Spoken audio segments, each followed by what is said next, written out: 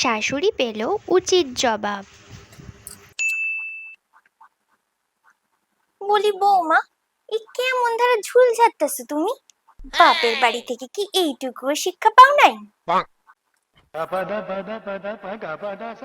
শুনুন, ওটা না আমার বাপের বাড়ি, কোনো স্কুল না। কই, আমিও তো ঘরটা পরিষ্কার করি, এরকম ভাবে তো কোনোদিন আমার ভুল হয় না। এতই যখন আপনার সমস্যা, তাহলে আপনিই কাজটা করে নিন।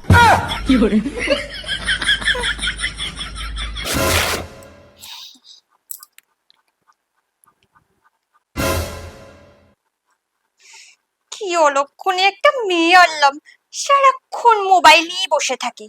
আমার ছেলেটার জন্য কত দূর দূরান্ত থেকে সম্বন্ধ আসতো। সারাক্ষণ কোথায় মা?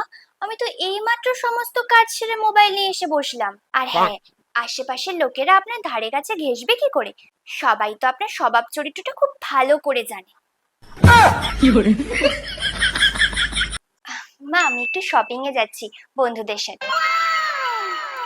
তুমি যে বন্ধুদের লগে ঘুরতে যাইতেছো, আমার পারমিশন নিছো একবারও? আচ্ছা মা, আপনি কি স্কুলের প্রিন্সিপাল যে আপনার কাছে সবসময় পারমিশন নিতে হবে? May I go to market, may I go to toilet? মাঝে মধ্যে আমার মনে হয় আপনি হলেন ধোয়া তুলসী পাতা আর আমি বিচুটি পাতা, দেখলেই আপনি চুলকায়। No, no, no, no.